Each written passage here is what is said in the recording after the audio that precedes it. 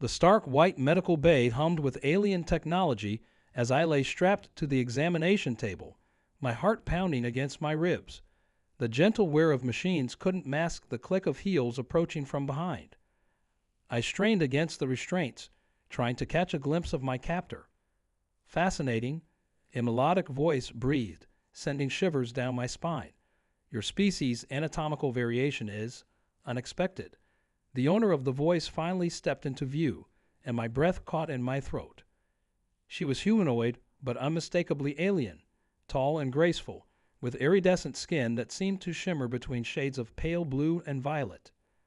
Her large, almond-shaped eyes studied me with scientific curiosity. As Earth's first contact specialist, I prepared for countless scenarios, but being abducted during a routine diplomatic mission and subjected to an impromptu physical examination wasn't in any of our protocols. The alien researcher, Dr. Lyra, according to her holographic nameplate, continued her clinical assessment, making notes on a floating display I couldn't read. Your biological configuration differs significantly from our database records, she mused, her head tilting with genuine puzzlement. Tell me, human, what purpose does this anatomical dimorphism serve in your species? I felt my face flush with embarrassment. Of all the first contact conversations I'd imagined having with an advanced alien civilization, explaining human biology and reproduction wasn't high on my list. It's complicated, I managed to stammer. Her eyes widened with interest. Complicated? How delightfully intriguing. In my years of xenobiology research, I've never encountered a species quite like yours. She leaned closer, her luminescent eyes filled with childlike wonder rather than malice. Look, I said, trying to maintain some professional dignity despite my compromising position. On Earth, we typically discuss these matters after proper introductions and several dates. To my surprise, she laughed, a sound like tinkling crystals that somehow put me more at ease. Oh, social protocols. Yes, we have those too. She straightened up, looking somewhat abashed. My enthusiasm for scientific discovery sometimes overrides my cultural sensitivity training. With a wave of her hand, my restraints disappeared. Perhaps we could start over. There's so much our peoples could learn from each other.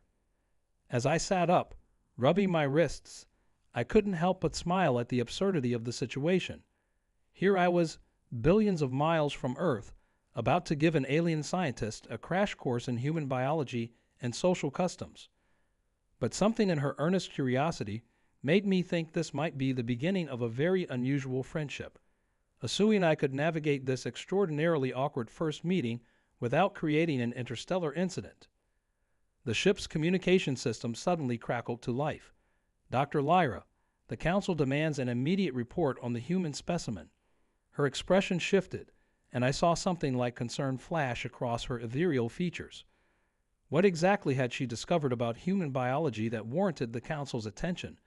And more importantly, what did this mean for humanity's first official contact with an advanced alien civilization? Dr. Lyra's luminescent fingers danced across the holographic display, her movements becoming increasingly agitated. The Council doesn't understand, she muttered, more to herself than to me. They're operating on outdated assumptions about biological diversity. I slid off the examination table, grateful to be standing on my own 2 feet again. What exactly did you find that's got them so interested? The question had barely left my lips when the medical bay doors hissed open, revealing 3 tall figures in flowing robes that seemed to absorb light rather than reflect it. Dr. Lyra, the central figure's voice resonated with authority. Your preliminary findings suggest this species possesses capabilities we believed impossible. The Council members' gaze fixed on me, their multifaceted eyes shifting through kaleidoscopic patterns. Naturally occurring binary gender expression with complementary reproductive systems. Fascinating. Lyra stepped between me and the Council members, her stance protective. With all due respect, we can't treat them like lab specimens. They're an intelligent, sophisticated species with their own cultural protocols. Our protocols exist for a reason, Doctor, another Council member interjected, their voice sharp as crystal. The last time we encountered a species with significant biological variation. They trailed off, sharing meaningful looks with their colleagues. I cleared my throat, drawing their attention. As Earth's representative, I'm happy to explain our biology through proper diplomatic channels. Years of training kicked in, helping me maintain composure despite the bizarre situation. Our differences shouldn't be cause for alarm. The council members chittered among themselves in their native language, their tones rising and falling like electronic music.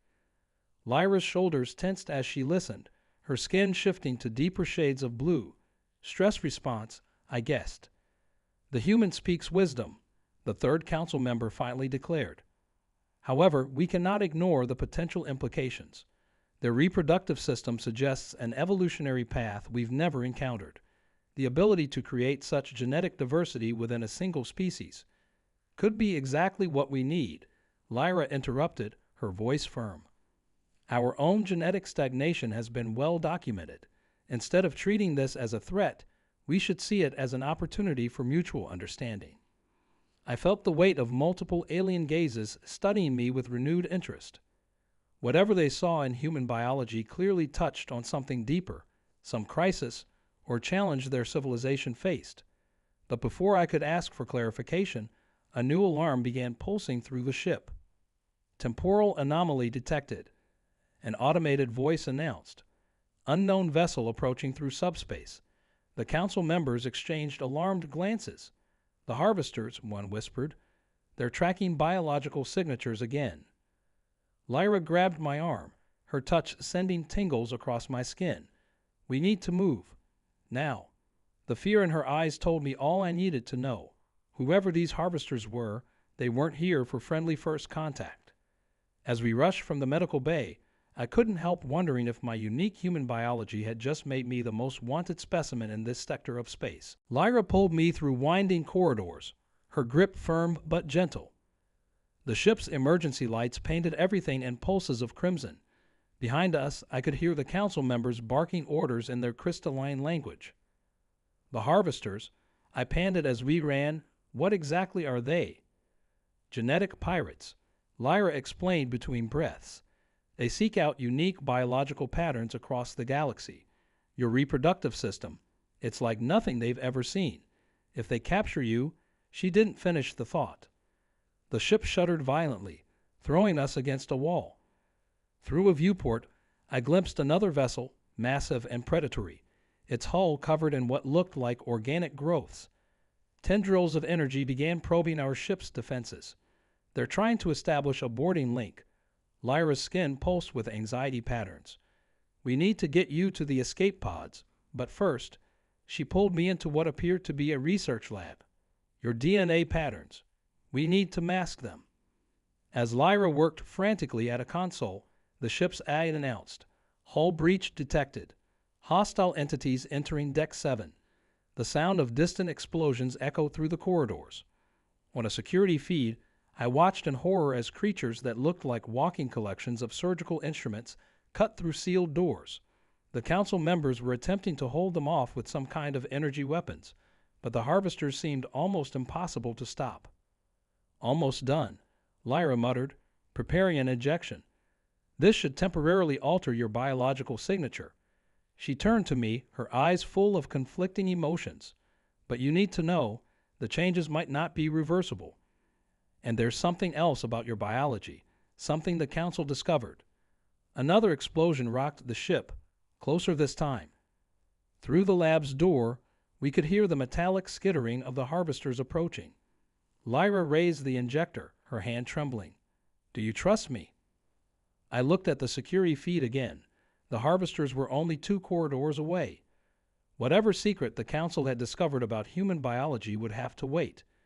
With the sound of cutting tools getting closer, I rolled up my sleeve and nodded. The door's security seal began to glow red as something on the other side started burning through. Just as Lyra pressed the injector to my arm, the lab's lights flickered and died. In the sudden darkness, her bioluminescent skin cast an eerie glow. The injection never came. No, she whispered, staring at the now dead injector. The harvesters, they're not just breaching the hull. They're draining the ship's power. Her eyes widened in realization. They know exactly what they're looking for. A new sound cut through the darkness. a high-pitched whine that made my teeth ache. Through the viewport, I watched in horror as the organic growths on the harvester ship began pulsing with stolen energy. But something else caught my attention, familiar shapes emerging from behind a nearby moon. Earth ships, I breathed. 3 sleek vessels bearing the United Earth Defense insignia dropped out of stealth mode. How had they tracked me here? Then I remembered the subdermal beacon, standard issue for all first contact specialists. The same beacon that was now broadcasting my unique biological signature across space. The lab door exploded inward. Through the smoke, the first harvester emerged, a nightmarish fusion of biological and mechanical parts, its sensor arrays fixed on me with unsettling precision. But before it could advance, Lyra stepped forward, her skin blazing with such intense light that I had to shield my eyes. "Your counsel was right about one thing," she said, her voice taking on a resonance I had never heard before. "Human biology is unique, but not for the reasons you think." Her form began to shift, growing taller, more radiant. "We've been searching for compatible genetic markers for millennia. A species that could help us remember what we once were." The harvester actually took a step back.